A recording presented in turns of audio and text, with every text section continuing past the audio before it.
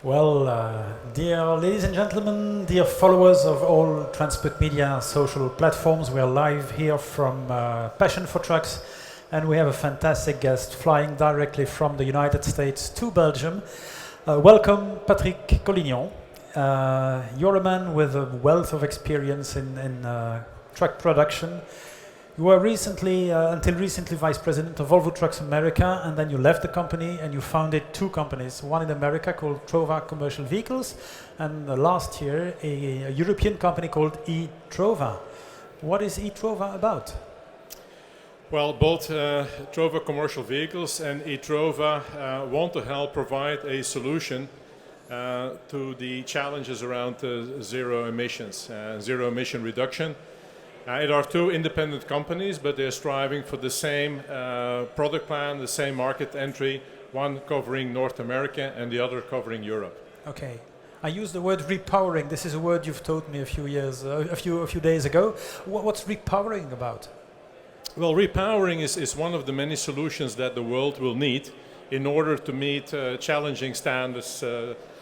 Targets by 2030 will not be reached solely by by the sale of new zero-emission vehicles. We will have no other choice than to address also the existing fleet of vehicles that's out there, and the solution there is repowering, is to change the fossil fuel driveline, say the diesel driveline, into a zero-emission driveline. So let's imagine I'm a transport company in Belgium with a nice fleet of trucks, and I've been convinced by your arguments. What should I do? Well, I think there's two challenges in accelerating the market acceptance of zero-emission vehicles. First is availability, lead time, and obviously cost. I mean, a lot of people say you cannot accelerate the deployment of zero-emission vehicles because maybe the technology is not there, the cost will be too high, and so on. But we have to, there's no other choice.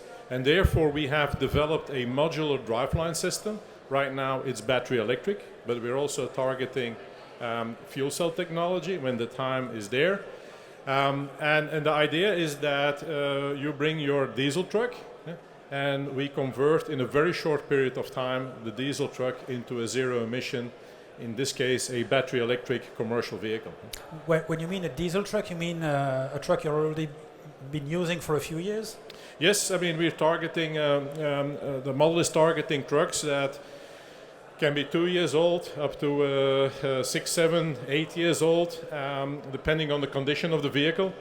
But the idea is that we use the base vehicle and we give another 10 to 15 years of potential lifespan to that vehicle, especially during times where there are a lot of supply chain issues, where there are long lead times. This is a solution where you bring the supply chain to Trova, okay, and Trova adds a zero-emission driveline to that.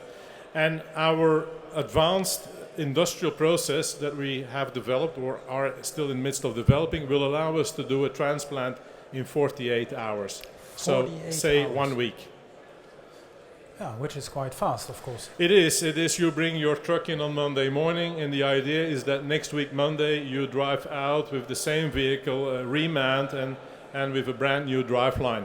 In the meantime, we would focus on the training of the driver, because driving a electric or zero-emission vehicle is still quite different than handling a conventional diesel vehicle. How lower cost is your solution if I compare it to buying a brand new electric truck? Well, not only the lead time reduction is key in order to help accelerate the market acceptance, obviously reducing the cost is another factor. And our objective is to reduce the cost with 1/3 compared to the cost of a new zero-emission vehicle. Are you talking TCO here, or? No, we're talking the acquisition cost of the vehicle. Cost. Yeah. Okay, the capex. You've talked about the fact that I bring my truck to Trova and I get it back the week after. But if I'm a Spanish customer and if you're based in Belgium, that might be a little more difficult. Are you looking forward to building a big factory or a decentralized production system? Well, I think with all the challenges that we see right now in the bigger industry paradigm shift, that big factories is something of the past. I think the industrial footprints of the past will be smaller industrial footprints, geographically spread, meaning closer to the customer. So your customer, your example of the Spanish customer, bringing a truck to a central location is probably not the best model. And we are right now, or we will start the process of identifying strategic partners, a handful of strategic partners, geographically well positioned throughout Europe, in order to help us with or execute the transplantation or the driveline conversion. And what do you do with the old diesel engine, for example? Well, there's a lot of things. I mean, it's one of the bigger discussions around asset recovery. If you, from a global perspective, if you want to do the right thing for the environment, you should do like California, drill a hole in it and completely destroy the engine. California is a state that has incentives to do that, financial incentives to truly take out of the market a fossil burning engine. I think it's an extreme step. I think there's a lot of potential in what we call asset recovery, in, of course, remanning engines, because we are very pragmatic. We understand that diesel engines will still be there for a while, and that's one of the opportunities. At the same time, of course, with scarcity of materials, the whole recycling of componentry can as well be considered. If we're having a look into the future, of course, zero-emission driving is probably the key trend at the moment. Autonomous driving is also looming. Are you also looking forward to that? Correct. In our program, we refer to it as our D to E to A, meaning diesel to electric to autonomous. I mean, we understand that the world is facing multiple challenges. I mean, the CO2 reduction is a major challenge, but at the same time, I mean, you get easily reminded, especially driving from Antwerp to Brussels, that Belgium still has a mobility issue. So mobility, traffic safety, the shortage of drivers, which you addressed this morning, is a key challenge to solve. So we are preparing our transplant platform to be also autonomous. And that's why we call this program D to E to A. Diesel to electric with the means to become an autonomous vehicle. That's fascinating indeed. What kind of fleets do you target first? Because you can't electrify the whole world at once. Right, Claude. I mean, we are looking right now also there for strategic partners, companies that have you can almost say maybe a public responsibility, or have very strong social corporate responsibility values, and companies that want to see part of their fleet converted faster. I know that there will be a whole lot of customers out there that will only buy new vehicles, and we fully respect that. We applaud the development work of the existing OEMs to bring these type of vehicles in the market. At the same time, we know that if fleets want to accelerate, they will have to embrace in one way or another a repowering. And our repowering model is very modular, is an innovative way to achieve that. I could easily think of fleets doing inner city distribution, especially if the city bans or is going to ban diesel vehicles from the city centers. This is the typical field of application. Absolutely. Inner city distribution, regional haul are your typical medium duty, heavy duty type vehicle applications that we are targeting. Our platform is designed for heavy duty, but it's of course a whole lot easier what we call downscale it than to upscale. My comparison is always if you can build an electric golf cart, you cannot build by default a class 8, but if you can build a heavy duty 16 ton, you can actually easily build a golf cart. What's your ideal timeline in the coming months or years? Right now, we announced here today the incubation and the founding of eTrova. It's a team of industry veterans that have created eTrova. They are working right now together with Flanders Make in Lommel in Limburg to take the architecture that we have developed in the United States and integrate that into a European truck platform. We want to be brand independent, so that will take some time to develop that.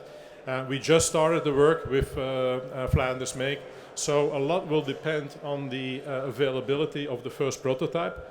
But our objective is that at least in 2023 we will have identified a key or more than one key strategic company partner with whom we can fully test and validate the product solution in their fleets. I'd be glad to see one of your repowered trucks driving in Belgium someday. Well, you can always join us in the United States to get some kind of a preview. Why not? Why not, yes. What about after sales? Well, there are different models. I mean, first of all, part of that bigger paradigm shift, I think everybody that has seen a more advanced electric vehicle platform realizes that there will be a massive shift for dealers in terms of service. If you think about our solution, it doesn't have a gearbox, it's a direct driveline solution. What is there to maintain? And so it will be one of the big challenges for dealers today that are heavily depending, their revenue stream heavily depending on the service of commercial vehicles. Obviously that model will be seriously disrupted. Then of course, it's still a truck. I mean, you still have a windshield that can crack. You still have wheel ends that need to be replaced. And those service items, we would really like to see that embedded with existing dealer bodies across Europe. Maybe a last question, and we'll not get too deep into homologations and registration of new vehicles, but do you have to work together with the OEMs in terms of, for example, safety? Well, absolutely. I mean, we don't see ourselves as a competing business model with OEMs. We applaud their work, their development work for zero-emission vehicles. What we offer is an additional solution in the marketplace, and we obviously strive to work with OEMs as close as possible to make this a reality. Because you obviously need to exchange data with the OEMs if you want to have the truck functioning correctly. Data ownership, for example, is also crucial. Driving dynamics have also to be maintained or even improved because the truck was not built in first instance as an electric truck and becomes an electric truck. It might make a difference on driving dynamics, for example. Correct. Now, part of our industrialization plan is a full vehicle validation. Obviously, ECE norms in Europe different than FMVSS norms in the US. But we obviously strive for a similar type of validation, brake validation, vehicle stability, for sure. At the same time, of course, we know that the collaboration with the OEM is of key importance here. I mean, you can say 75% of the vehicle has already passed homologation. I mean, a seat pull test is not necessarily necessary. A front windshield defrosting is not necessarily. Then obviously we have to find smart solutions how we can leverage the work that has already been done. Well, you look highly, and your whole team looks highly motivated to make that happen as soon as possible in Europe in general and in Belgium in particular. I'm really looking forward to see something happen live, and I think you're kickstarting something very interesting for the whole industry, and this is something we'll talk about in the future with Transmit Media and along our different platforms. Well, ladies and gentlemen, I hope you've appreciated the interview. This is just the start of the story. I think we will meet with the eTrova team again, and we'll also write nice articles about what you're planning to do to help you transport companies decarbonize as fast as possible in the coming years. Patrick, thank you very much for coming from the Americas to meet us today. Claude, thank you so much. There's no better occasion here, Passion for Trucks, to make this great announcement. Thank you so much, Claude. Indeed. Have a good day.